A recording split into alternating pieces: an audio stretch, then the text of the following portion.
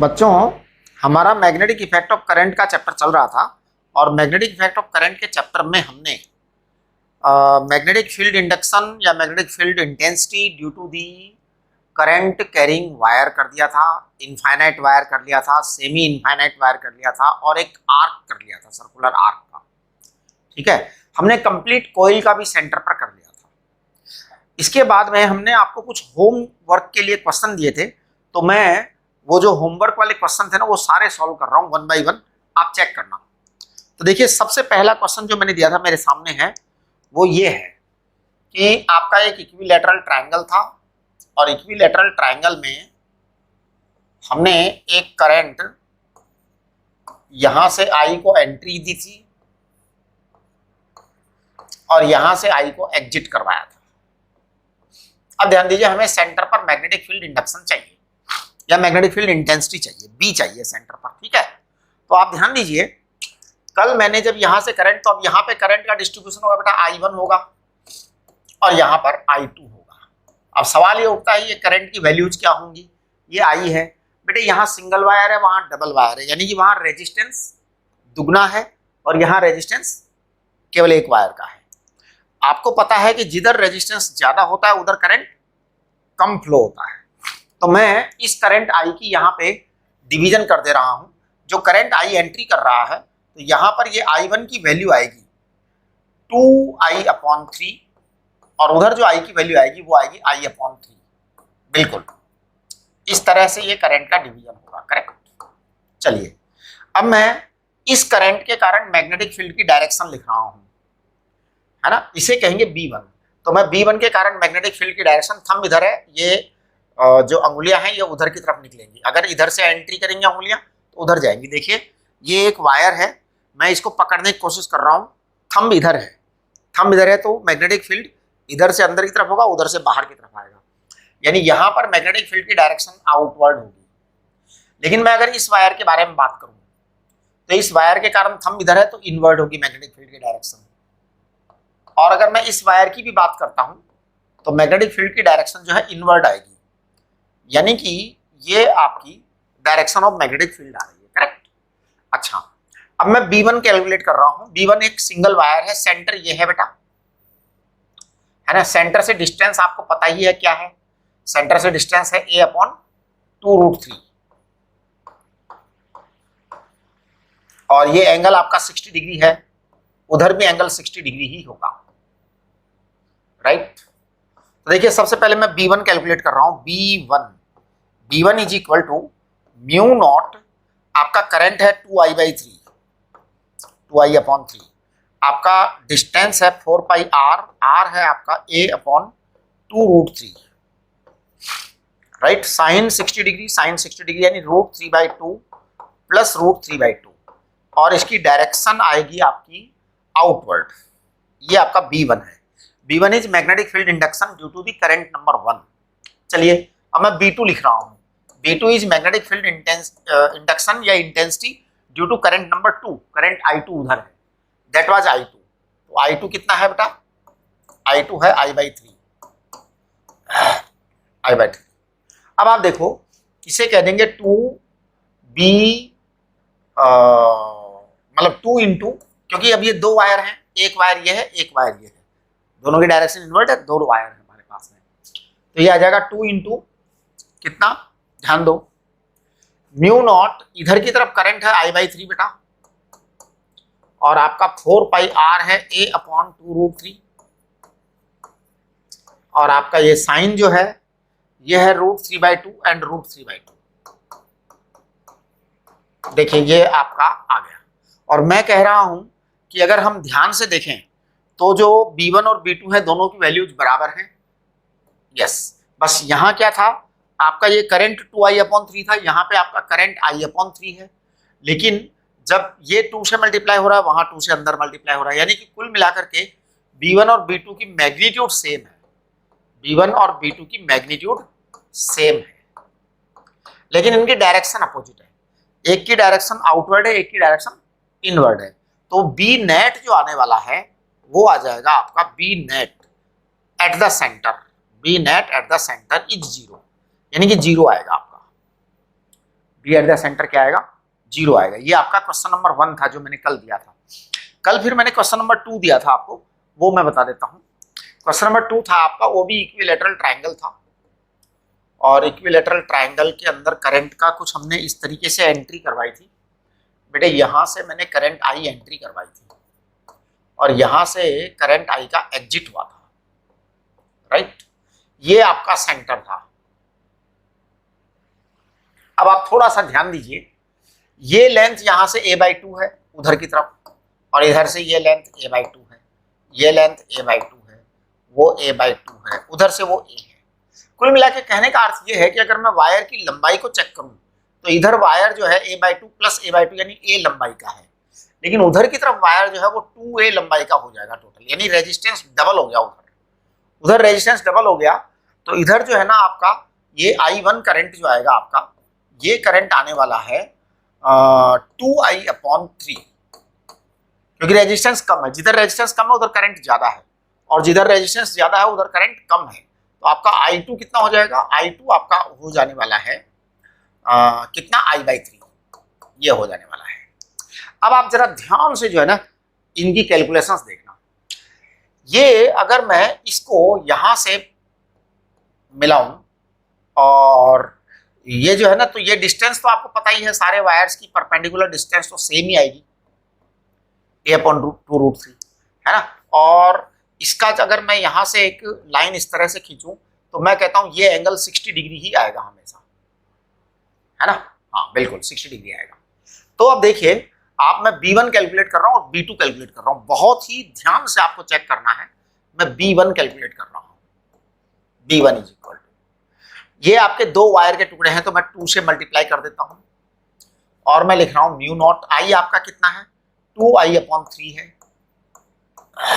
Current, और आपका जो है डिस्टेंस कितना है, डिस्टेंस वही है, सॉरी 4π लिखो पहले, तो फॉर्मूले का 4πr है ना, तो आप लिखिए a/2√3, ये आपकी डिस्टेंस आ गई, डिस्टेंस आ गई। अब आप साइन की वैल्यू लिखें, तो एक तो मैं लिख रहा हूं साइन 0, और एक मैं लिख रहा हूं साइन 60 डिग्री। साइन 60 डिग्री यानी √3/2। ये देखो आप थोड़ा सा, ये साइन 0 कैसे लिखा है मैंने, ध्यान दो आप। ये बेटा वायर का टुकड़ा है, तो ये वाला जो है ना ये यहां से डायरेक्ट जा रहा है, तो इसका इसी के साथ में बना हुआ एंगल 0 है, लेकिन इसका उसके साथ बना हुआ एंगल 60 डिग्री है। दिस एंगल इज 60 डिग्री, ये ध्यान रखो आप। ये आपका B1 है, इसको मैंने 2 से मल्टीप्लाई कर दिया, करेक्ट। अब आपका जो भी आएगा सो तो आप देख ही लेंगे, वो कोई खास बात नहीं है। अब मैं जरा सेकंड करंट I2 के B2 की बात कर रहा हूं, आप देखना B2 के लिए मैं ऐसा कर रहा हूं, इस वाले टुकड़े के लिए कैलकुलेट करता हूं, इस टुकड़े के लिए कैलकुलेट करता हूं, इस टुकड़े के लिए, इस टुकड़े के लिए, तो मतलब एक a/2, एक a/2, एक a/2, एक a/2 हो गया, 4 टुकड़े कर दिए। वैसे आप चाहें तो ऐसा भी कर सकते हो कि इस a/2 के लिए कैलकुलेट कर लो, इस a/2 के लिए कैलकुलेट कर लो, और इस a के लिए कर लो। एक बार जरा इसकी डायरेक्शन चेक करना, इस वाले की, ये जो B1 वाला था ना, इसकी डायरेक्शन चेक करो। B1 का आपका थंब इधर था, है ना, थंब इधर है, तो ये बाहर की तरफ निकल के आएगा अंदर से, है ना, तो ये बाहर की तरफ आएगा B1, इन आउटवर्ड आएगा डायरेक्शन, राइट। जरा B2 की बात करें तो B2 की डायरेक्शन इनवर्ड आएगी बेटा, थंब और उधर, मतलब आपकी उंगली किधर से जा रही है, किधर से आ रही है। जैसे हमने राइट हैंड का जो थंब है उसको करंट की डायरेक्शन में रखा। Now you have to make a try to hold the wire, आपको वायर को होल्ड करना है, ट्राई करनी है। तो अब ट्राई करने के लिए आपको उंगली ले जानी पड़ेगी, एक बार इधर एक बार इधर। अगर वायर है तो जैसे इसको पकड़ना है, थंब ऐसे है तो ऐसे जाएगी उंगली, फिर ऐसे आएगी, जब भी तो पकड़ोगे। पकड़ने का स्टाइल तो यही होगा, इसको होल्ड करने का, राइट। अगर आपका थंब इधर रखना है तो फिर पकड़ने का स्टाइल ऐसे होगा, इधर से उंगली अंदर जाएगी, उधर से ऊपर आएगी। अगर थंब इधर है तो पकड़ने का स्टाइल ये होगा, इधर से उंगली ऐसे जाएगी, इधर से बाहर आएगी। अगर थंब इधर है तो पकड़ने का स्टाइल ऐसे होगा, समझ रहे हो ना। तो ये इसी तरह से डायरेक्शंस आएंगे।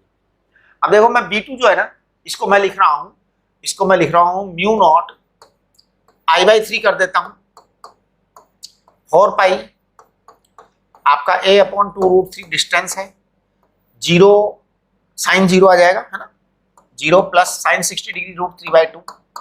अब इसको मैं 4 से मल्टीप्लाई कर दे रहा हूं, और ये आउटवर्ड है। अब अगर आप ध्यान से देखेंगे ना, तो इस कैलकुलेशन को ध्यान से देखिए, बहुत ध्यान से देखेंगे तो आपको B1 और B2 की जो वैल्यू है ना, मैग्नीट्यूड, वो आपको सेम नजर आएगी, बस डायरेक्शन आपको अपोजिट नजर आएगी। तो ये मैग्नीट्यूड वाली वैल्यू सेम नजर आएगी, डायरेक्शन इज अपोजिट, तो इक्वल अपोजिट डायरेक्शन है, इसका मतलब बी आपका नेट जो है ना सेंटर पर जीरो आएगा, नेट एट सेंटर जीरो आएगा, क्योंकि दोनों तरफ इक्वल अपोजिट हो रहा है।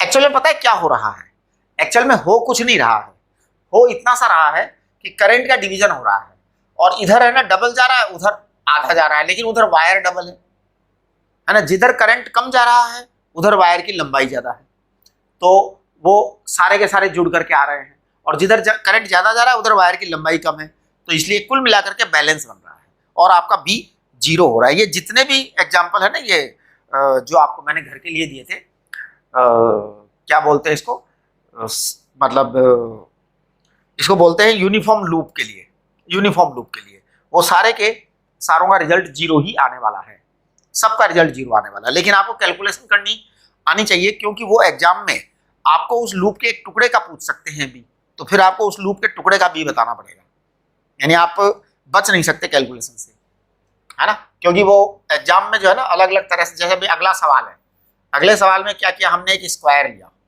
स्क्वायर की साइड ए ले लिया आपने, अब इसमें पता है क्या किया है, इसमें करंट की एंट्री यहां से करवाइए, आई एंट्री यहां से करवाइए, निकाला यहां से, अब आपसे रिजल्ट तो इसका जीरो आने वाला है, ये तो पक्का है ना, क्यों, इधर वायर ज्यादा है इधर वायर कम है, इधर करंट ज्यादा होगा उधर करंट कम होगा, और जितना कम होगा उतना लंबाई बढ़ गई, रिजल्ट जीरो ही आना है सेंटर पर, तो ये तो ठीक है, हमारा रिजल्ट तो जीरो आ गया।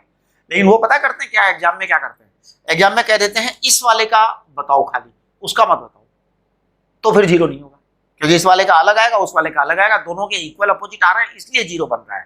तो ये कंसेप्ट क्लियर होना चाहिए, है ना। कई बार क्या करते हैं, बस टीचर ये बता देते हैं कि यहाँ ऐसा होगा तो जीरो आएगा, लेकिन वो लोग ज्यादा चतुर है ना, पेपर सेटर है, पेपर सेटर तो कुछ ज्यादा होशियारी से काम करते हैं। तो ये देखिए, अब आपका यहाँ पे I1 और ये आपका यहाँ पे I2, मैं डायरेक्ट लिख रहा हूँ, और आप लोग अपने आप सोचना कि ऐसा क्यों लिखा है आपके टीचर ने, I1 I2 ऐसा क्यों लिखा, ठीक है जी। हाँ, मैं लिख रहा हूँ I1 I2 की वैल्यूज, तो मैं यहाँ इस I1 की वैल्यू लिख रहा हूँ, यहाँ पे देखना मैं क्या लिखूंगा, मैं लिख रहा हूँ 5I/8, और उधर लिख रहा हूं मैं I2 3I/8, ये हमने I1 और I2 की वैल्यूज लिख दी, करेक्ट। अब देखो, अगर मैं यहां से एक परपेंडिकुलर ऐसे ड्रॉप कर दूं और एक परपेंडिकुलर ऐसे ड्रॉप कर दूं, ये डिस्टेंस तो आपकी a/2 है ही, वो डिस्टेंस आपकी a/2 है ही, है ना। मैं अगर इसको भी a/2 ही बना दूं, सबको एक जैसा बना दो, जिससे कैलकुलेशन ईजी हो जाएगी, फिर हम इसको 3 टाइम से मल्टीप्लाई कर देंगे, उसको 5 टाइम से मल्टीप्लाई कर देंगे, है ना। तो देखो मैं कर रहा हूँ B1 because of current 1, because of current 1 B1। देखना मैं इसको क्या लिखूंगा, 3 मल्टीप्लाइड कर दूंगा, यानी इसको मैंने लिया, इसको मैंने लिया, इसको मैंने लिया, तो 3 आधे आधे टुकड़े हैं, 3 आधे आधे टुकड़े हैं। तो देखना जरा, म्यू नॉट करंट कितना है आपका 5I/8 है, 5I/8, और आपकी डिस्टेंस कितनी है 4π, r की जगह a/2 लिखिए, r की जगह a/2 लिखिए, बिल्कुल, this distance is r a/2 है ना। और अब आप यहां लिखिए sin 90 डिग्री, वो सॉरी sin 0 प्लस 45 डिग्री 1/√2। ये देखिए आप कैसे, अगर आप यहां लाइन ड्रॉ कर रहे हैं तो इस लाइन का इसी लाइन के साथ में एंगल 0 है, और ये आपका 45 डिग्री है यहाँ से, इसलिए आप उसको वहां 45 डिग्री लीजिए, sin 1/√2, ठीक है। जब आप कैलकुलेशन करेंगे, इसको 3 से आपने मल्टीप्लाई कर दिया, ये आपका B1 आ गया। अब मैं B2 कैलकुलेट कर रहा हूँ, देखना B2 को पता है मैं क्या करूंगा, 5 से मल्टीप्लाई करूंगा, क्योंकि मैं यहाँ पे जो अगर टुकड़े करूंगा ना, इसके छोटे छोटे पीस कर दो आप, आधा आधा आधा आधा, जिससे सब बराबर हो जाए, सब बराबर हो जाएंगे तो कैलकुलेशन आसान हो जाएगी। वैसे आप चाहें तो ऐसा न करके आप अलग अलग भी कर सकते हैं, कि वो फुल वायर था, उस फुल वायर की कैलकुलेशन करें, इस फुल वायर की कैलकुलेशन करें, फिर वो आधे वायर की कैलकुलेशन करके जोड़ दें मैं उसको। अगर आप फुल वायर की कैलकुलेशन करेंगे तो क्या होगा बताओ, इधर आपका देखो ये एंगल 45 आएगा, इधर आपका ये एंगल 45 आएगा, तो कुछ नहीं होगा, पता है क्या होगा, अगर आप फुल वायर की कैलकुलेशन करेंगे तो कुछ खास फर्क नहीं पड़ेगा, वो sin 0 की जगह 1/√2 आ जाएगा, 45 sin 45, फिर इधर जो आप मल्टीप्लाई कर रहे थे ना, वो उसको आप अपने तरीके से अरेंज कर लेंगे, है ना, अकॉर्डिंगली। तो चेक करिए आप, ये आएगा म्यू नॉट 3i/8, इसको 5 से मल्टीप्लाई किया है जानबूझ करके, 4πa/2, साइन 0 0 है और 1/√2 है। आप चेक करेंगे अगर ध्यान से देखेंगे, ये सॉरी 1/√2, आप ध्यान से देखेंगे दोनों की वैल्यूज बराबर हैं, दोनों की वैल्यूज बराबर है, इसलिए B net at the centre क्या आएगा, 0 ही आएगा। इक्वल अपोजिट है, इक्वल अपोजिट है। आपको यहाँ की डायरेक्शन भी पूछ सकते हैं वो, जैसे एग्जाम में वो ये पूछ सकता, एग्जाम में वो क्या डायग्राम बनाएंगे मुझे नहीं पता, वो डायग्राम कैसा भी बना सकते हैं, उधर से भी करंट ले सकते हैं, लेकिन फिर वो आपसे डायरेक्शन पूछेंगे और आपको डायरेक्शन इसके डायग्राम के अकॉर्डिंग देनी है, इस तरह से। तो आपको इस तरह से डायरेक्शन बतानी, आउटवर्ड, ये वाली आउटवर्ड आएगी, ये वाली इनवर्ड आएगी, राइट। ये आपका हो गया। अब देखो जो ये अगला वाला क्वेश्चन है ना, उसमें स्क्वायर ही है और उसको इक्वल मतलब डिवाइड किया है इन्होंने, तो इसलिए उस पर बात करने की जरूरत है ही नहीं, इक्वल इक्वल करंट डिवाइड किया है, तो ये तो बड़ा आसान काम हो गया, है ना। यहाँ से आई निकाला, यहाँ से आई निकाला, तो नेचुरली इधर जो आई है उसका इक्वल डिवीजन होगा, i/2 हो जाएगा, इधर इधर i/2 हो जाएगा, इधर भी i/2 हो जाएगा, तो वो तो 0 तो आ ही जाएगा, फिर तो इसकी कैलकुलेशन करने की ज़्यादा जरूरत नहीं है, इसलिए यहाँ पर 0 आ जाएगा बी, है ना। चलिए जी, ये सब में ही 0 आएगा, सब में ही 0 आएगा। चलिए अब हम आपका ये सर्कल वाला जो मामला है ना, इसको भी मैं एक बता देता हूँ आपको। ये सर्कुलर लूप है बेटा, और ये आपका सेंटर है, यहाँ से हमने करंट की एंट्री करवाई है, कहाँ से करवाई है, यहीं से करवाई है ना। तो यहाँ से करंट की एंट्री हुई है और यहाँ से एग्जिट करवाई है, ये एंगल 120 डिग्री दे दिया, 120 डिग्री। अब आपका 120 डिग्री एंगल दिया ना, तो इधर आपका वायर का लेंथ कम है, इधर आपका वायर का लेंथ ज्यादा है, राइट। इधर वायर कम है, इधर वायर ज्यादा है, इधर वायर जितना भी है इधर डबल है, ये 120 डिग्री है वो 240 डिग्री होगा, तो 240 डिग्री डबल ही होता है ना, 120 का, 120 का डबल ही होता है। तो अब देखिए आपका यहाँ पर करंट आएगा 2i/3, i1, ये i1 बराबर आया 2i/3, और यहाँ पर ये आ जाएगा i2 बराबर i/3। ये देखिए इधर डबल उधर सिंगल, 3 पार्ट्स में डिवाइड किया करंट को, right.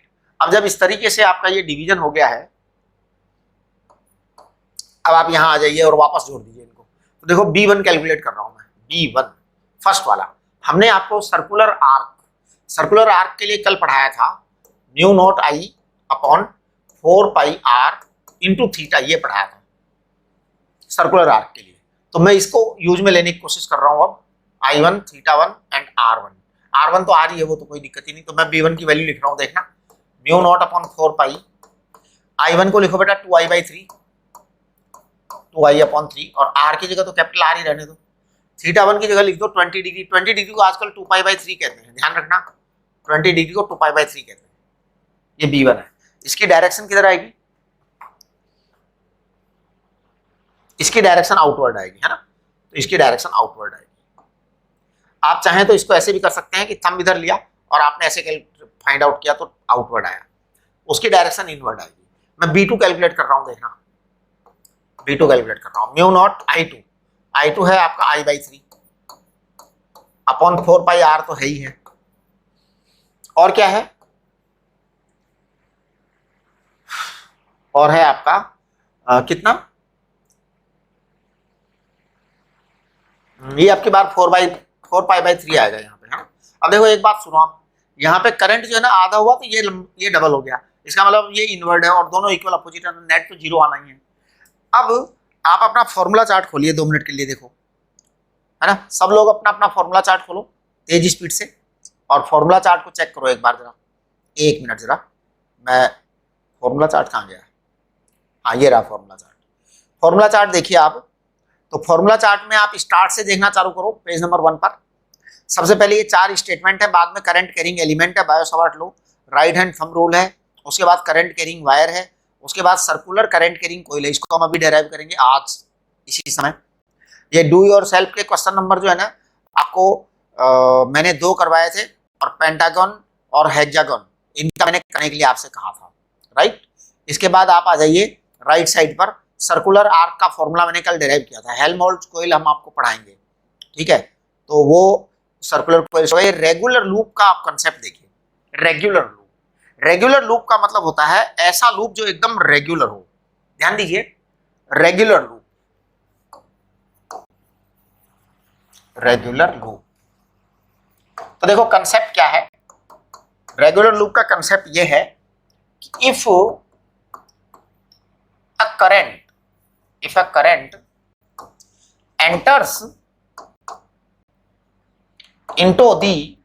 enters into the regular loop, if a current enters into the regular loop at any point and exit out at any other point,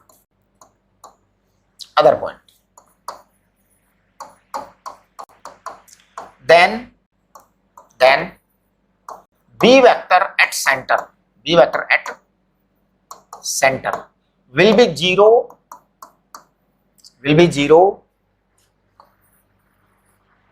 in all cases, है ना। तो देखिए conditions क्या क्या है वो मैं बता दूं। कंडीशंस देखिए, कंडीशंस सबसे पहला है लूप should be regular,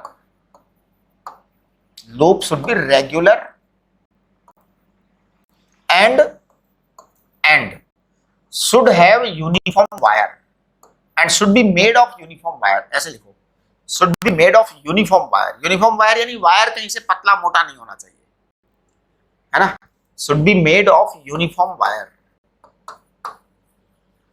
अगर वायर पतला मोटा हुआ तो पंगा हो जाएगा, फिर करंट डिवीजन बिगड़ जाएगा, तो loop should be regular and should be made of uniform wire, है ना। Number two current should come from some external point। current should come in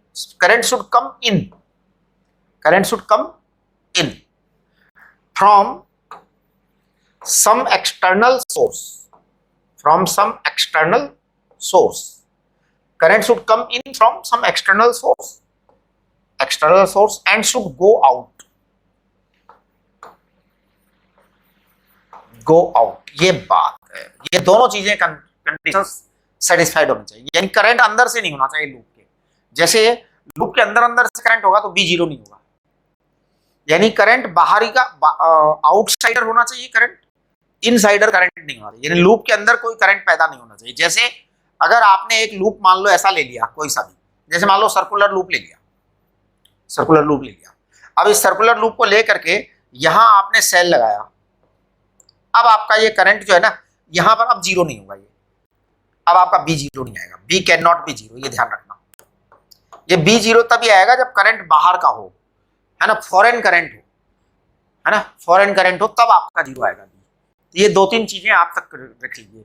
यहां देखिए आपका जो ये फॉर्मूला चार्ट है ना, इसका राइट साइड कॉर्नर देखिए आप, रेगुलर लूप जो है इसमें देखिए B at the centre is zero. अब बी एट द सेंटर जो है ना ये जीरो है, तो देखो किसी भी तरह का लूप बनाओ, कैसे भी करो, करंट किसी तरह से भी निकालो, इवन क्यूबिक लूप हो ना तो भी, अगर क्यूबिक लूप हो कोई तो भी चलेगा, तो भी ऐसा ही होगा, आपका B at the centre zero ही होने वाला है। इवन मैं आपको बताऊं कि अगर जैसे मान लो आपने कुछ ऐसा लिया कि एक स्फीयर लिया, सपोज आप स्फीयर ले लेते हैं, ध्यान दो मेरी बात को ध्यान से सुनना। अगर आपने एक स्फीयर ले लिया, रेगुलर स्फीयर है, रेगुलर स्फीयर यानी कहीं से वो नहीं है, मोटा पतला कुछ नहीं है, एकदम रेगुलर स्फीयर है ना, चाहे सॉलिड है चलेगा, लेकिन ऐसा नहीं होना चाहिए कि आपने होलो स्फीयर लिया और होलो स्फीयर की दीवारें जो है ना अलग अलग जगह से मोटी पतली हो, फिर पंगा हो जाएगा, फिर समस्या हो जाएगी, फिर वो कंडीशन नहीं लगेगी, है ना।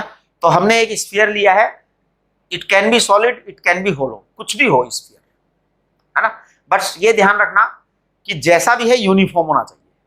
अगर होलो है तो दीवारें यूनिफॉर्म होनी चाहिए, दीवारें कहीं पर मोटी पतली नहीं होनी चाहिए।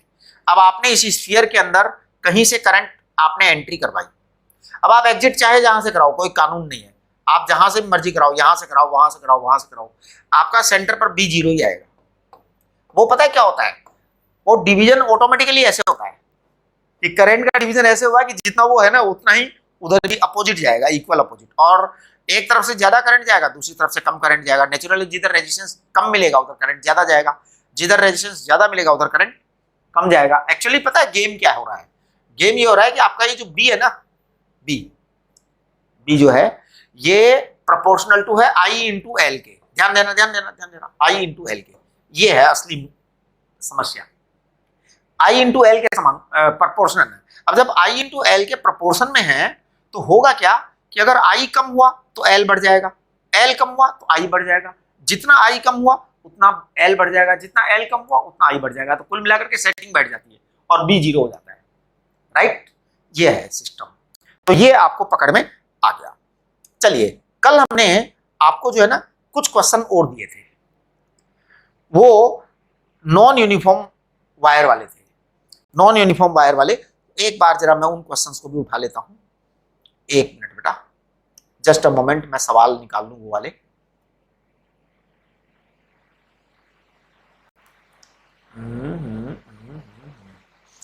चलो मैं सबसे पहले जो है ना पहले दो सवाल लेता हूं। एक मिनट, यस प्लीज। ये आपका कल वाले जो सवाल थे ना वो मैं ले रहा हूं। इसमें क्या था, एक क्वेश्चन हमने जो दिया था ना आपको, वो ध्यान दीजिए, आप ध्यान दीजिए। इक्विलैटरल ट्रायंगल तो था, लेकिन इस इक्विलैटरल ट्रायंगल में हमने ये वाला जो है ना मोटा बना दिया था भाई, मोटा बनाया था। इसका हमने क्रॉस सेक्शन डबल कर दिया था। अब देखिए क्या होने वाला है। आप यहां से करंट की एंट्री कराएंगे और यहां से एग्जिट करेंगे। अब ये आपका करंट आई है और यहां से करंट आई निकलेगा पक्का। इधर करंट I1 होगा बेटा और इधर करंट I2 होगा। अब थोड़ा सा आप ध्यान दीजिए I1 I2 का क्या हाल होने वाला है। यहां आपका क्रॉस सेक्शन डबल है। क्रॉस सेक्शन डबल है, इसका मतलब आपका जो रेजिस्टेंस है ना ये बहुत कम हो जाएगा। इसकी लेंथ पहले ही एक है, उधर देखो वायर डबल लेंथ का है, डबल लेंथ का है, और पतला अलग है। पतला अलग है तो आपको पता है रेजिस्टेंस का क्या फार्मूला होता है? रेजिस्टेंस का फार्मूला होता है रो एल अपॉन ए। ए आपका डबल है तो रेजिस्टेंस आधा है। इसका मतलब ये हुआ कि ये जो वायर है इसका रेजिस्टेंस उधर डबल और उसका भी आधा, यानी कि 1/4 होगा, और उधर जो है ना आर होगा। अगर तो मैं इसका डिवीजन कर रहा हूं I1, है ना। आप लोग देखिएगा और ये ध्यान दीजिए कि मैं कभी भी कुछ भी गलती कर सकता हूं और आपको वो बतानी है गलती पकड़ करके कि sir this is your mistake, ठीक है ना। हाँ, और क्या, तभी तो मजा आता है। इंटरेक्शन इसी का नाम है, इंटरेक्शन इसी का नाम है। जब तक हम उसको नहीं करते हैं तब तक होता नहीं है। मैंने अभी एक सुना किसी बच्चे से कि चलो खैर छोड़ो हटाओ वो बात, अपन को फिजिक्स करते हैं अपन को, है ना। अब सुनते तो पता नहीं क्या क्या है लोग बात, क्या क्या कर रहा होते हैं। उनको करते रहे तो अपना दिमाग उन्हीं में चला जाएगा, इसलिए फालतू बातें करने के बजाय काम की बातें करो। चलो जल्दी करो। I1 बताओ कितना आएगा। I1 मेरे को लग रहा है यहाँ पे 4I/5 आएगा। 4I/5 आएगा और उधर I/5 आएगा। ये मेरे को ऐसा लग रहा है। चलिए ठीक है जी, ऐसा लग रहा है तो लग ही रहा होगा, सही लग रहा होगा क्या को गड़बड़ होगा। चलो अब B1 निकालते हैं। B1 कैलकुलेट करते हैं। देखो ईमानदारी से B1 कैलकुलेट करो। B1 कैलकुलेट जब मैं करूंगा तो ये आएगा म्यू नॉट I1 की जगह 4I/5। आप लोग चेक कर लेना प्लीज, है ना। यानी कि जरूरी नहीं है कि मैं ठीक ही करूं। 4π और R की जगह A/2√3 sign 60 degree, sign 60 degree यानी √3/2 एंड √3/2। आप चेक करो, ठीक है। ओके, ये आपका B1 आ गया। चलिए मैं B2 कैलकुलेट करता हूं। देखो B2 को मैं, क्योंकि वो 2 आर्म है तो मैं 2 से तो मल्टीप्लाई पहले ही कर दूं, बाकी कहानी मैं बाद में लिखूंगा। म्यू नॉट, ये आपका 4I/, ये I/5 है साहब यहां पर। अब आप देखो ये 4/4π A/2√3 तो आएगा ही आएगा, वो √3/2 आएगा, बिल्कुल साइन 60 साइन 60। अब आप देखेंगे कि ये बराबर नहीं हुए, पक्के बराबर नहीं हुए। वो आपका बहुत ज्यादा है, ये आपका बहुत कम है। तो इसका मतलब अब जो रिजल्ट आपका आने वाला है ना वो मैं बता देता हूँ क्या आने वाला है। बोलो बता दूं क्या? Net result. पहले तो इसकी डायरेक्शन सेट करो। इसकी डायरेक्शन आउटवर्ड है, उसकी डायरेक्शन इनवर्ड है। तो मैं डायरेक्शन बना रहा हूँ, इसकी डायरेक्शन आउटवर्ड है बेटा और इसकी डायरेक्शन इनवर्ड है, यानी आपका आंसर जो है ना आउटवर्ड आएगा। तो देखो बी नेट कितना आएगा, बी नेट एट सेंटर, ये आपका आएगा B1 माइनस B2 और इसकी डायरेक्शन आएगी outward. Bigger is dominating always, है ना, तो वो डोमिनेटिंग है, ये आपका कम हो गया है।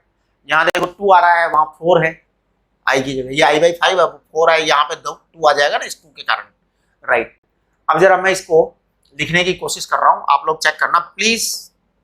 म्यू नॉट 4 में से 2 गया तो 2I/5 आ जाएगा बेटा। मैं नेट लिख रहा हूँ डायरेक्ट, नेट लिख रहा हूँ direct, 4 pi A/2√3 and √3 and outward आपका आंसर आएगा। तो this is your answer, correct. अब वो बात है अलग, आप इसको चेक कर लेना, वो कैलकुलेशन करते रहना आप लोग, मैं उसमें नहीं जाना चाह रहा, है ना। हाँ, क्योंकि अब मैं उसमें जाता रहूंगा तो फिर आप लोग कभी डेवलप ही नहीं होगे, फिर मैं वही काम करता रहूंगा कैलकुलेशन करने का ही। अगला वाला देखो आप, अगले वाले में क्या था आपका, स्क्वायर था। स्क्वायर में हमने करंट की एंट्री यहां से करवाई थी, आई करंट की, और यहां से एग्जिट करवाया था, है ना, ये करंट निकला था, ऐसा ही था ना। हाँ बिल्कुल ऐसा ही था, लेकिन अब मैंने यहाँ पे वायर की लेंथ डबल कर दी थी। उड़ी भाई डबल करो भाई लेंथ, ये पता नहीं क्या हो जाता है इस इंस्ट्रूमेंट को भी, डबल करना है लेंथ, वो सॉरी लेंथ डबल नहीं, मोटाई डबल करनी है वायर की मोटाई डबल करनी है भाई। उड़ी बाबा रे 2A, मैं भी क्या बोलता हूँ। आप लोग नाराज मत हुआ करो मेरे से, हैं, मैं बस थोड़ा ऐसे ही मस्ती वस्ती के अंदर रहता हूँ, ज्यादा टेंशन वेंशन नहीं करता मैं। ये आ गया, ये 2A आ गया। आप लोग मेरी तरफ फिजिक्स के टीचर तो है ना, मैंने कई बार देखा 90% फिजिक्स के टीचर जो होते हैं ना खड़ूस होते हैं। हाँ पता नहीं कैसे कैसे फिजिक्स के टीचर है, यानी कि उसको तो पता नहीं मान लेते हैं लोग कि खड़ूस होगा, है? तो मैंने थोड़ा सा अपना अलग बनाया है कि मैं खड़ूस नहीं हूं। ये देखो आप, अच्छा आप देखो बात, चलो इधर से अब निकालते हैं, आई आई आई आई आई, ठीक है। अब देखना जरा, अब थोड़ा दिमाग लगाना पड़ेगा भाई। करंट का डिवीजन इधर से I1 आएगा, उधर से I2 आएगा, कितना आएगा, ये तो अब थोड़ी अकल लगाने वाली बात है। तो मैं कर रहा हूं, देखो इसको 2A है ना, ये लेंथ इसकी हम मान लेते हैं और उसकी भी मान लेते हैं, टोटल लेंथ को 8 टुकड़ों में डिवाइड कर लेते हैं। देखो सुनो मेरी बात, सुनो सुनो सुनो सुनो, टोटल लेंथ को 8 टुकड़ों में डिवाइड कर लेते हैं, 8 पार्ट्स में डिवाइड करो, आधा आधा आधा, तो इधर 5 आधे आ जाएंगे। देखो आधा आधा आधा आधा आधा, तो इधर का आधा लड्डू, इधर का आधा, तो 5 आधे आ गए, इधर इधर 3 आधे आ गए, राइट, 3 आधे आ गए। लेकिन अब इधर क्या है, आपका एरिया डबल है, तो रेजिस्टेंस इसका आधा आएगा, रेजिस्टेंस इसका आधा आएगा, है ना, उस वाले का। तो मैं एक काम कर रहा हूं, इसके रेजिस्टेंस को लिख देता हूं, मैं लिख दूं, मैं इसका रेजिस्टेंस लिख रहा हूं 3R/2, ऐसे ही ऐसे ही ऐसे ही 3R/2 लिख दिया। 3 तो इसका वो लंबाई और R का आधा। अच्छा अब उधर का रेजिस्टेंस में लिख रहा हूं 5R, ये लो, क्योंकि उधर तो एरिया आधा नहीं होगा, 5R, बस ये काम हो गया, बिल्कुल हो गया, फिट फिट फिट। अब हमारे सामने समस्या ये, I1 की वैल्यू निकालो, I1 की वैल्यू निकालो, और I2 की वैल्यू निकालो, I2 की वैल्यू उधर लिखो, उधर लिखो, लिखो जी, है ना। अब देखो एक काम करो, आप ये 5R है और ये 3R/2 है, तो I1 की वैल्यू कैसे निकालोगे, है ना। तो ये आ जाएगा, इसका एक काम करता हूं, मैं इसको लिख देता हूं, पता क्या, देखो मैं पता क्या कर रहा हूं, आप अगर मेरी ये कैलकुलेशन पकड़ गए ना, बार बार यूज में लोगे आप, बहुत मजा आएगा इस कैलकुलेशन करने में, सुपर सुपर मजा। तो 5R को मैं लिख रहा हूं 10R/2, ए बात 10R/2 10R/2, ये 3R/2 है, वो 10R/2 है, ऐसे ही लिख दिया, ये R लिख दिया, आधे को R माना, इधर इधर नहीं, उस वाले आधे को R माना था, उस वाले आधे को R माना, इसका आधे का रेजिस्टेंस मैंने R मान लिया, तो इसके आधे का रेजिस्टेंस R/2 होगा, तो ये 3R/2 हो गया, वो 5R होगा, फिर 10R/2 लिख दिया। अब देखो ये 3R/2, ये 10R/2, यानी 13R/2। तो मैं कह रहा हूं इसको कि इधर वाला आएगा 10I/13, उधर का आ जाएगा 10I/13 है ना इधर, हाँ उधर का आ जाएगा 3I/13। चेक करना जरा, मेरी बात ठीक है क्या? मैंने लिख जरूर दिया है और टोटल अपना आई आ जाएगा 3i/13। करंट डिवीजन की बात कर रहा हूं मैं। हाँ चलो अब मैं देखो B1 B2 निकाल रहा हूं ईमानदारी से। B1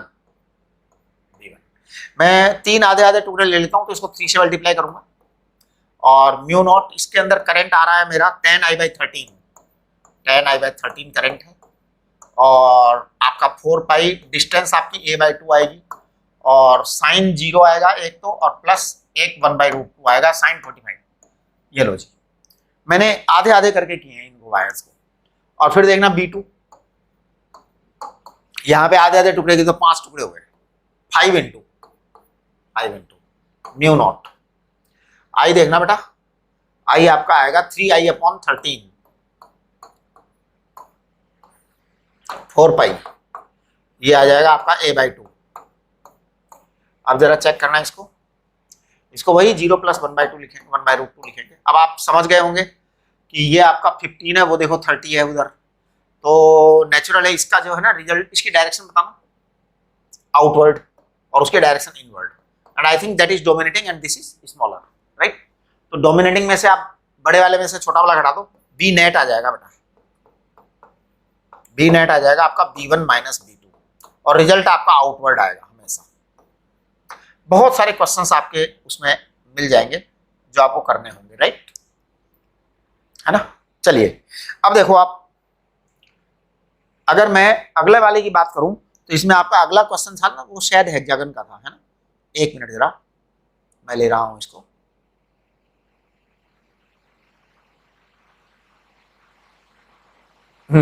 ये लो देखो ये आपका हेक्सागन था रेगुलर हेक्सागन और उसको हमने कुछ अलग तरह से किया था है ना।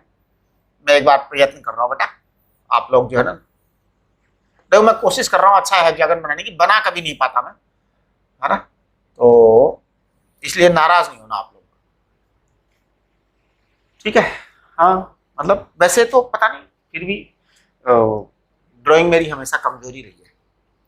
अब आपके इधर एंट्री ऐसे कराई है ना। देखो एंट्री हमने करंट की यहां से कराई थी आई की और फिर यहां से एग्जिट आउट किया था है ना यहां से एग्जिट आउट किया था। अब हमने अच्छा कुछ ज्यादा ही मॉडल बनाया था इस वाले को इससे ज्यादा 3A बनाया था है ना 3A बाबा रे 3A।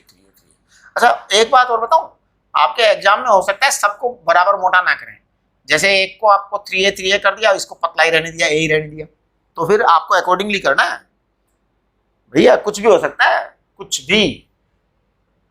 और ये एडवांस वाले तो बहुत मस्ती मारते हैं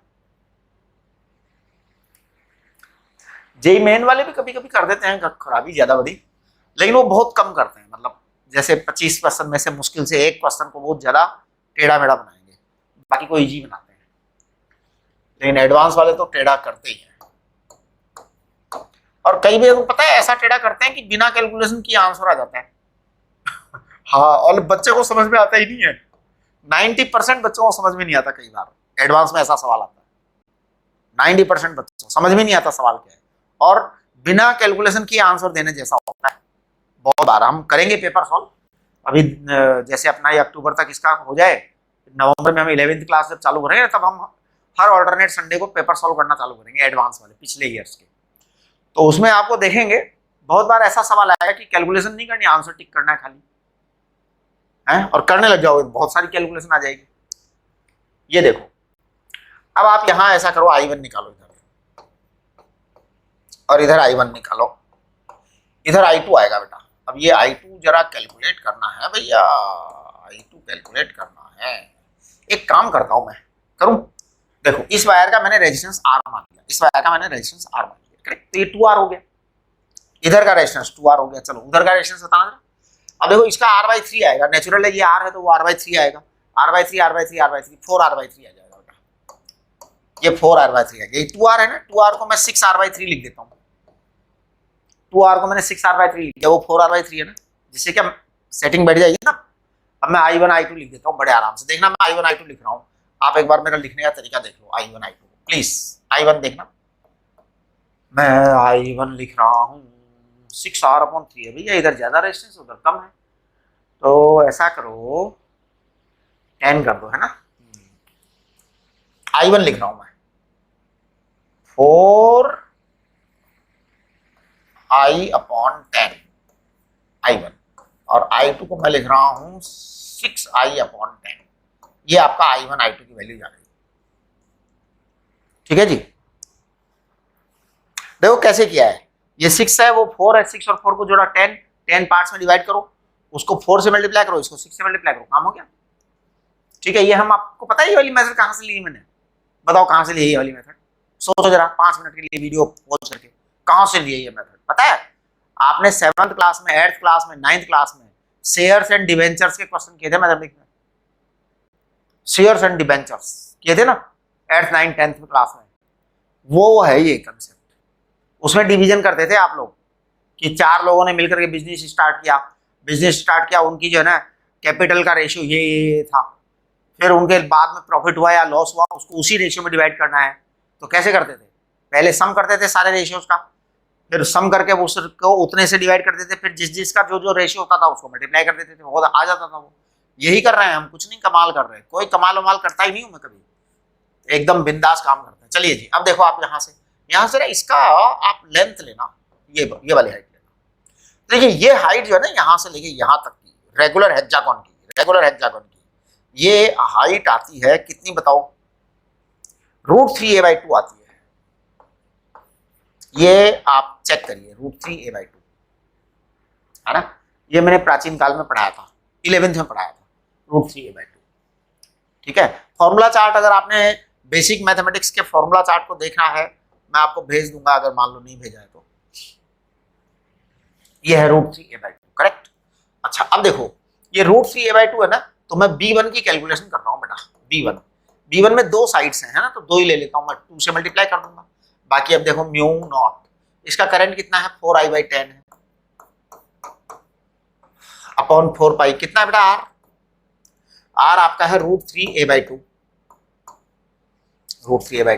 और डिस्टेंस ये एंगल कितना आएगा साहब, एंगल बताओ, 30 डिग्री आएगा ये एंगल, है ना, sin 30 डिग्री, तो 1/2 प्लस 1/2, ये आपका b1 आ गया।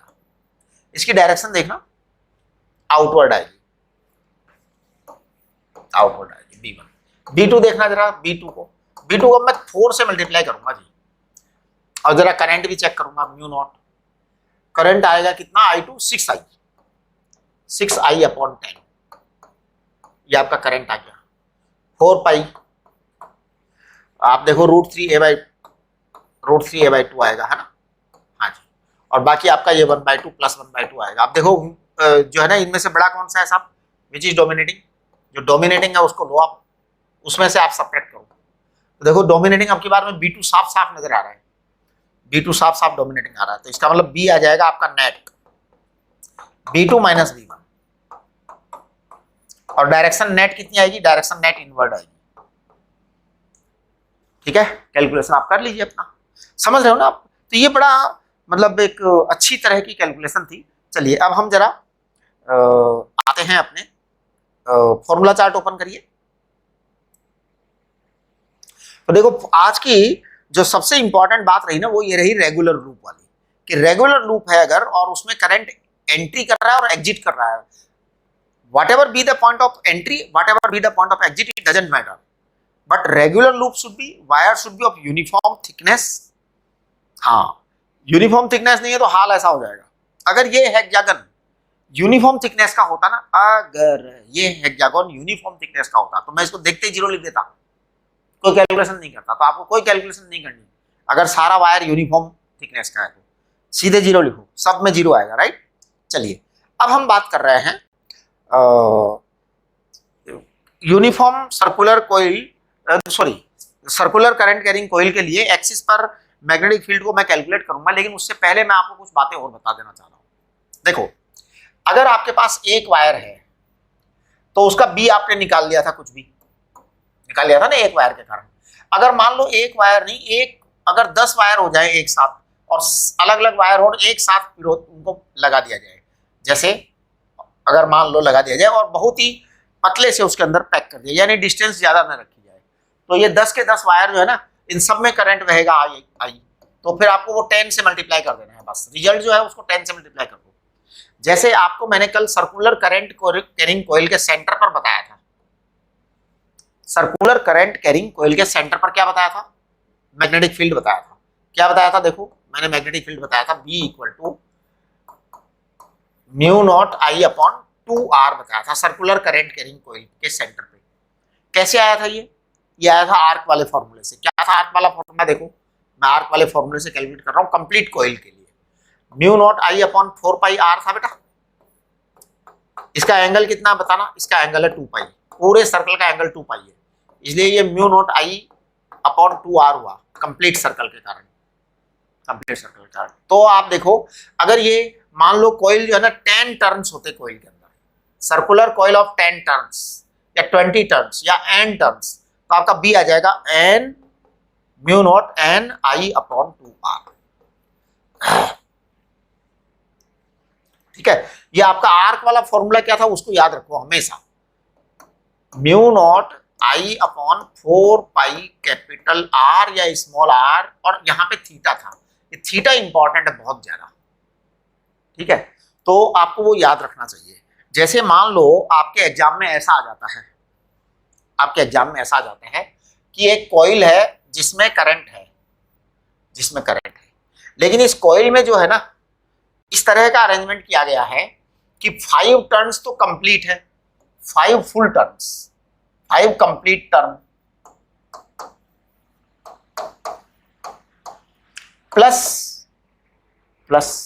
5 तो कंप्लीट टर्न है, यानी 5 बार तो पूरा वायर घुमा है, 5 बार तो पूरा वायर घुमा है, लेकिन जब 6th टाइम पर वो घूम रहा था 5 टाइम्स तो कंप्लीट वायर टर्न हुआ है, तो यहाँ पे 5 टर्न्स बने हुए हैं ना, मेरा डायग्राम बिगड़ जाएगा अभी, 5 टर्न्स बनाऊंगा, 5 टर्न्स बनाऊंगा तो डायग्राम खराब हो जाएगा, गंदा हो जाएगा, लेकिन आप लोग नाराज नहीं होंगे, है ना, गंदा हो गया बेटा 5 टर्न बनाया ना इसलिए गंदा हो गया बेटा, तो नाराज नहीं होना।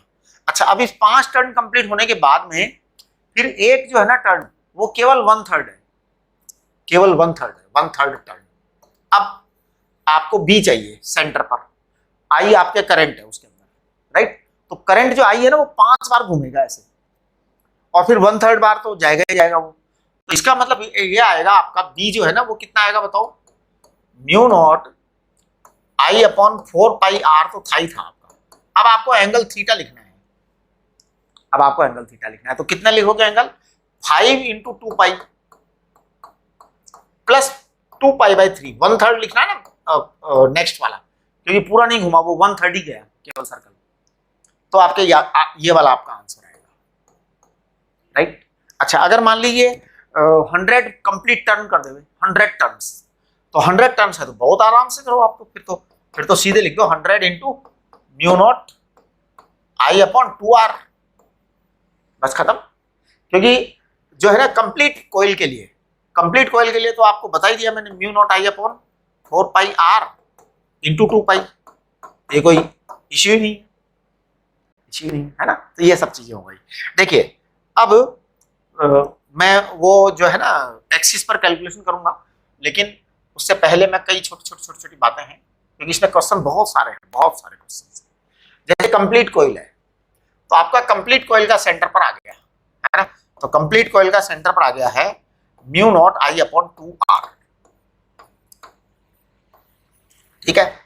अच्छा, अगर ये कॉइल आधी होती तो, अगर ये कॉइल केवल आधी होती, मान लो, एक मिनट जरा मैं यहां से मिटा देता हूं, ये कॉइल केवल आधी होती कि साहब सेमी सर्कुलर कॉइल है, अब सेमी सर्कुलर कॉइल है तो आपका जो B है ना वो इसका आधा आएगा, mu naught I upon 4R आएगा। क्वार्टर कॉइल होती तो सोचिए आप क्या होता है।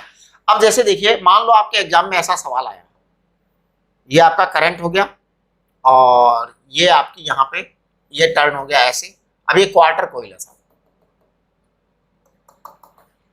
ये क्वार्टर है, 90 डिग्री एंगल है। अब आपका ये वायर ऐसे गया, राइट। अब बताइए यहाँ पर B कितना आएगा, यहाँ पर B कितना आएगा, तो मैं बताऊं यहाँ पे B कितना आएगा। आप इस वायर के इस पॉइंट को यहां से कनेक्ट करिए, कर दिया, ये एंगल पता करो, जो भी है, जो भी कुछ तो आएगा ही। इसी तरीके से इसको उधर से कनेक्ट करो, ये एंगल पता करो, कुछ भी आएगा, अल्फा, जो भी आए व्हाट एवर एंगल, है ना, आया। अब आपका ये 90 डिग्री है, तो पता है क्या करोगे आप, इस वायर के कारण मैग्नेटिक फील्ड पता करेंगे, ये एंगल 0 आएगा, ये एंगल थीटा आएगा, डिस्टेंस आपकी आर है, डिस्टेंस आपकी आर है, इस क्वार्टर के कारण पता करेंगे, उसके कारण पता करेंगे, तीनों को जोड़ेंगे, तीनों को जोड़ेंगे। अब देखिए एक सवाल और, जैसे मान लो आपके एग्जाम में ऐसा सवाल आ गया, ये आपकी आधी कोइल है और ये आपका ऐसे है, राइट। अब मान लो यहां से कोई करंट आया, अब इन्होंने आपको यहां के करंट की वैल्यू दी है, यहां के करंट की वैल्यू दी है ना। अगर वैल्यू नहीं देंगे तो क्या करेंगे, वो आपको वायर की लेंथ देंगे कि ये कितना लंबा है, ये कितना लंबा है, इसका थिकनेस क्या है, मतलब रेजिस्टेंस देंगे फिर आपको, है ना, रेजिस्टिविटी देंगे, थिकनेस देंगे, लंबाइयां देंगे, जिससे आप करंट निकाल सकेंगे, भाई इधर करंट I1 है, इधर करंट I2 है। अब आपको सेंटर पे निकालना है, तो I1 और I2 सेम डायरेक्शन में है ना, देखो सबका मैग्नेटिक फील्ड सेम डायरेक्शन में आएगा, तो आपको दोनों ऐड करने पड़ेंगे, दोनों का बी निकालो और ऐड कर दो, राइट। अगर मान लो ऐसा हो जाए तो पता नहीं क्या होने वाला है यार, एग्जाम का तो कुछ पता ही नहीं है भैया, आपके दिमाग में कंसेप्ट होना चाहिए, खत्म बात, फिर जो मर्जी आ जाए, जो मर्जी आ जाए। अब देखो आप यहां पर, अब आपके यहां पर, अब आप देखो डायरेक्शन आपकी अलग अलग हो गई, है ना, इसके कारण तो, इसके कारण इनवर्ड होगा और इसके कारण आउटवर्ड होगा, और डोमिनेटिंग कौन होगा ये बताओ। चलो हाँ, यहाँ पे एक बड़ी इंपॉर्टेंट बात है, इसके कारण इनवर्ड हो गया, करेक्ट, इनवर्ड हो गया, इसके कारण आउटवर्ड हो गया, इसके कारण आउटवर्ड होगा ना यार, बाबा ये आउटवर्ड हो गया, करेक्ट, ये आउटवर्ड हो गया, करेक्ट। अच्छा डोमिनेटिंग कौन है, दिस वन और that one, certainly this one, छोटी रेडियस है, तो छोटी रेडियस है तो इसका जो है ना बी ज्यादा होगा, आपको पता है बी प्रोपोर्शनल टू 1/r है, जिसकी रेडियस जितनी छोटी है उसका बी उतना ही बड़ा, तो डोमिनेटिंग ये होगा, तो इसमें से आपको उसको घटाना पड़ेगा, नेट डायरेक्शन आपकी आउटवर्ड आएगी। एक बार पता है क्या, ऐसे डायग्राम बनाए खूब सारे और केवल डायरेक्शन ही डायरेक्शन पूछ ली, वैल्यू पूछी नहीं एग्जाम के अंदर, तो वो ऐसे ही उल्टा पुल्टा डायग्राम बना करके, क्योंकि वो उनको केवल आपका कंसेप्ट चेक करना है कि आपको ये वाली चीज पता है कि नहीं है, B proportional to 1/r, right, तो आप निकाल दीजिए, क्या दिक्कत है, समझ गए ना, ये सब गेम खेलना है आपको पूरा। चलिए, तो ये सब चीजें आपको समझ में आ गई, वो अब आप खेल ही सकते हो आराम से, कोई दिक्कत नहीं है। देखो एक अलग सीन और बता दूं मैं, मेरे दिमाग में आए जा रही है, अब क्या अलग अलग वो तो सिचुएशन है ना बेटा, जैसे मान लो ये आपका ये है, अब ये आपका सेंटर है, यहां से एक वायर आ रहा है और यहां चला जा रहा है, अब देखो आपको यहां पे मैग्नेटिक फील्ड चाहिए, यहां से वायर आई आ रहा है, यहां चला जा रहा है, यहां से आ रहा है, अब कैसे करोगे आप बताओ। अब देखो, अब ये अलग बड़ी अजीब तरह की सीन बन गई, actually this point is on along the wire itself, देखिए इस वायर के लिए तो निकल जाएगा, इस वायर के लिए निकल जाएगा, क्योंकि ये डिस्टेंस r है, ये डिस्टेंस r है, और वहां से आपका एंगल बन जाएगा, कुछ ना कुछ एंगल बन जाएगा, तो ये वाला वायर का b निकल जाएगा, इस आधे सर्कल का भी b निकल जाएगा, ये वायर का b कैसे निकलेगा, एक्चुअली इस वायर का b जो है ना 0 आएगा, जब भी किसी वायर पे से करंट बह रहा होता है तो along the length of wire b 0 होता है। अब आप कहेंगे क्यों, वो एक्चुअल में इसलिए कि जो आपका उसके जो मैग्नेटिक फील्ड लाइन होती है ना, वो एक्चुअल में सर्कुलर कॉइल होती है, सर्कुलर लूप होती है मैग्नेटिक फील्ड लाइंस वायर के चारों तरफ, तो वो डिस्टेंस पर ही बनती है, वो एग्जैक्टली एक्सिस पर नहीं बनती है, तो एक्सिस पर आपको हमेशा 0 लेना है, इसको नोट कर लो, ये बहुत ही इंपॉर्टेंट बात है, नोट NOT नोट करो, very very very important note, very very very important note. अब जैसे देखो आप यहां पे देखो, ये वाले केस में, ये वाले केस में देखो, इस वाले केस में भी यही कंसेप्ट था कि आपका जो वो है ना करंट, इसके ये वाली जो चीज है दिस एंड दिस, तो ये वायर की एक्सिस बन रही है यहां पे, तो ये एक्सियल वायर के कारण मैग्नेटिक फील्ड 0 है ना, तो B vector at the axis of at the axis of B vector at the axis of current carrying wire.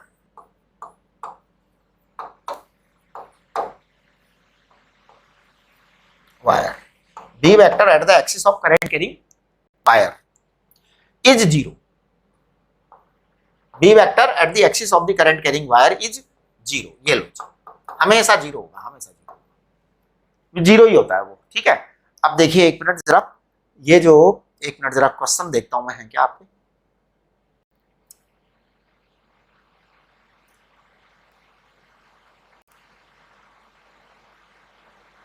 चलिए खैर,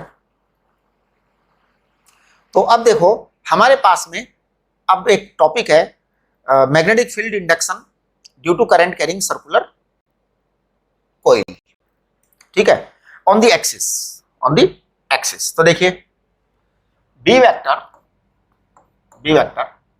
ऑन द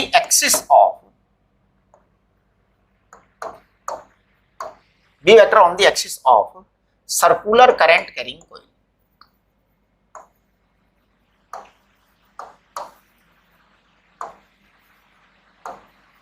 आप लोग थोड़ा ध्यान दीजिए, सर्कुलर करंट कैरिंग कॉइल में बना रहा हूं, and that coil I am not making in the board, in the plane of board.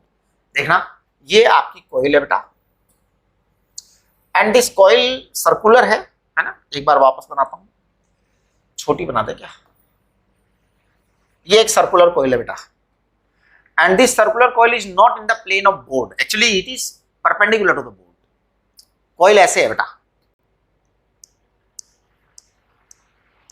Axis इधर है, तो देखिए आप ये सेंटर है और एक्सिस इधर है, ये एक्सिस पर एक पॉइंट है एक्स डिस्टेंस पर। इस सर्कुलर करंट कैरिंग कॉइल में कोई करंट है मान लो आई, और इसकी रेडियस है कैपिटल आर, ठीक है बेटा, रेडियस है कैपिटल आर। अब मैं इसके अलग अलग छोटे छोटे पीसेज कर देता हूं सर्कुलर करंट कैरिंग कॉइल के। तो मैं यहां पर एक पीस कर दे रहा हूं, करेक्ट, पीस कर दिया। चलो जी जरा बताना कि अगर मैं इसका जो ये पीस किया है मैंने, और अगर मैं इस पीस को यहां से इसकी डिस्टेंस मेजर करूं तो बताओ कितना है? ये डिस्टेंस आएगी √r² प्लस x² आएगी ना, पक्का ये डिस्टेंस तो आ गई, करेक्ट। यहां बेटा ये करंट है, करंट। जरा आप इसका वायर के साथ में एंगल बताइए मेरे को, करंट कैरिंग वायर के साथ एंगल बताइए जरा कितना आ रहा है। देखो मैं बताता हूं, ये आपकी सर्कुलर कॉइल है, ध्यान से देखो, ध्यान से देखो, वो एक्सिस है, वहां पे पॉइंट है। अगर मैं उस एक्सिस से यहां लूंगा, है ना, तो ये एंगल 90 डिग्री आएगा, ठीक है। फिर से आप इसको एक बार अच्छी तरह से देखें, मैं आपको अलग एक चीज दिखाता हूं। जैसे ये आपका सर्कल है, ये आपका सेंटर है। अब नेचुरल है कि अगर आपने यहां से इसको ज्वाइन किया है, तो अब आप इसको, ये क्योंकि ये इसके प्लेन में नहीं है, coil is not in the plane of the board, plane के परपेंडिकुलर है, तो ये आपका इस तरह से, अब आप वहां से लेंगे ना तो वायर, क्योंकि आपकी ये वाली लाइन प्लेन है, बोर्ड के अंदर है, it is inside the plane of the board, this line is inside the plane of the board and coil is perpendicular to the board, so that angle will be 90 degree, that angle will be 90 degree। अब देखो अगर यहाँ पे current ऐसे जा रहा है तो पता है इस पॉइंट पर बी वेक्टर की डायरेक्शन किधर होगी? ये थोड़ा अच्छा डायग्राम बन गया इसलिए मैं इसको ले लेता हूँ ना। इस पॉइंट पर बी वेक्टर की डायरेक्शन देखो, मैं बताता हूँ, करंट ऐसे जा रहा है तो ये आपकी सर्कुलर लाइन बनती है, हमेशा सर्कुलर लाइन बनती है, और सर्कुलर लाइन हमेशा रेडियल के परपेंडिकुलर होती है। रेडियल लाइन के, सर्कुलर लाइन की जो टेंजेंट होती है ना, that is always perpendicular to the radial line. ये आपकी रेडियल लाइन बनेगी वहां पर उस पॉइंट के लिए। I want to find out magnetic field at this point, this is x and this is r, and that this angle is 90 degree, this angle is 90 degree, this is dl, this is small dl, small dl,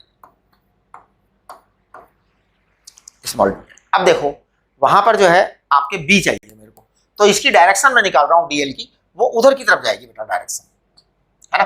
thumb इधर है आपका, ये direction इधर आएगा। आप लोग पूछ लीजिएगा अगर कोई प्रॉब्लम हो तो आपको, हमेशा टेंजेंट लाइन के अलोंग जाएगा।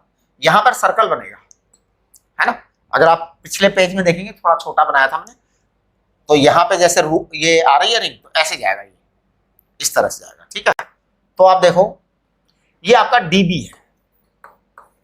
अब इस डीबी के मैं दो कंपोनेंट करूंगा, एक कंपोनेंट इधर that is dB sine theta, अगर ये एंगल थीटा है तो, अगर ये एंगल थीटा है तो, और फिर ये एंगल थीटा होगा निश्चित रूप से, तो ये आएगा डीबी साइन थीटा और वो आएगा डीबी कॉस थीटा। अब देखिए अगर आप यहां वाला टुकड़ा लेंगे तो आपका जो डीबी है वो इस डायरेक्शन में आएगा, फिर आपका ये डीबी कॉस थीटा आएगा और वो डीबी साइन थीटा आएगा। तो आपका डीबी साइन थीटा सारे ऐड हो जाएंगे, डीबी कॉस थीटा सारे ऑल राउंड कोइल के लिए सारे कैंसिल हो जाएंगे, सारे कैंसिल हो जाएंगे। कितने डीबी साइन थीटा आएंगे जो ऐड होंगे? Infinite dB sine theta.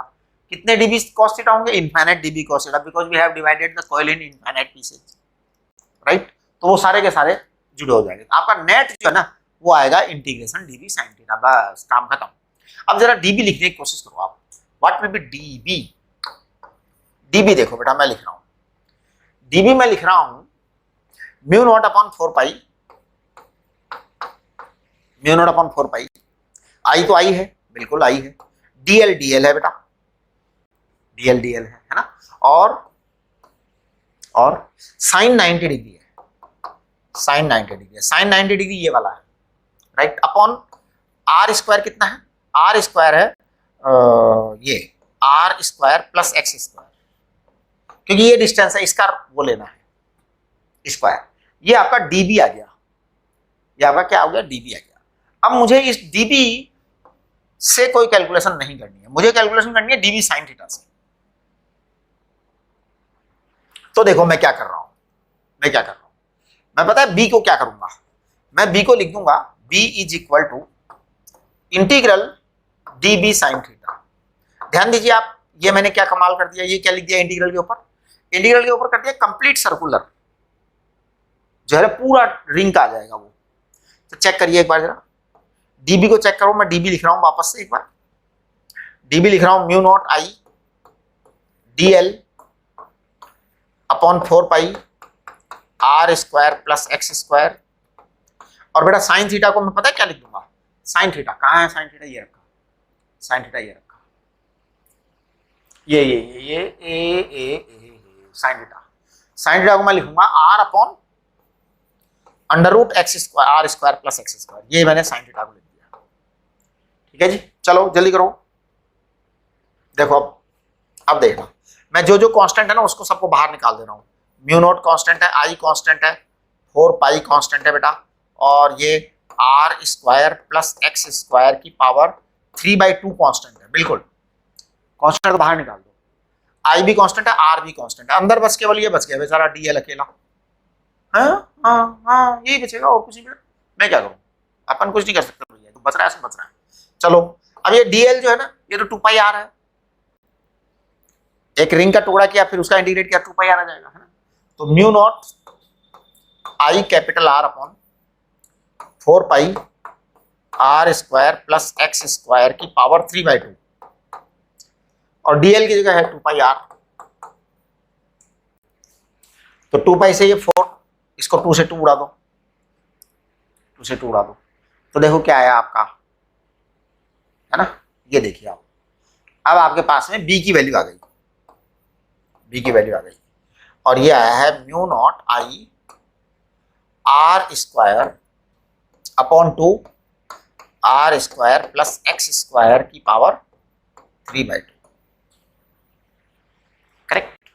चलिए एक बार इसको जो है ना आप लोग जो है चेक कर लेना अच्छी तरह से, फिर मैं और समझा दूंगा अगर जूम सेशन में आप लोग कहेंगे तो। ये देखो अगर एन टर्म्स हो तो, इफ एन टर्म्स तो क्या करोगे आप? कुछ नहीं करेंगे, एन टर्म्स हो तो एन से मल्टीप्लाई कर दो, खत्म बात, है ना। वही हो जाएगा mu naught n I r square upon 2 r square plus x square की पावर 3/2। अच्छा चलो अगर सेंटर पर कैलकुलेट करोगे तो क्या होगा बताओ? सेंटर पर कैलकुलेट करोगे तो x बराबर 0 आ जाएगा। अगर इसके हम सेंटर पे कैलकुलेट करें तो देखो एट सेंटर x बराबर 0, तो बेटा जब सेंटर पर x बराबर 0 आ गया तो आपका बी कितना आएगा बताओ सेंटर पे। सेंटर पर बी आ जाएगा, चेक करो, x बराबर 0 पुट करो यहाँ से, तो ये म्यू नॉट आई अपॉन 2r आएगा। तो ये वही आंसर आ रहा है हमारा, है ना। n से मल्टीप्लाई कर दो। तो चलिए आज के लिए इतना काफी है। अब हम कल जो है बात करेंगे हेल्महोल्ट्ज़ कॉइल्स की बातें करेंगे, और इसके अलावा हम इसके ग्राफ भी ड्रॉ करेंगे, इस वाले के ग्राफ ड्रॉ करेंगे, और ग्राफ ड्रॉ करके इसके बारे में काफी सारी और चर्चाएं भी करेंगे, ठीक है। फिर सोलेनोइड और टोरॉइड करेंगे और एम्पियर सर्किटल लॉ करेंगे। उसके बाद में जो है ये सब चीजें करने के बाद हमारा वो नंबर आएगा, कौन सा, force on the moving charge, जो आपके एनसीईआरटी में स्टार्ट में दिया है वो आएगा, ठीक है। चलिए जी, तो नमस्ते आज की।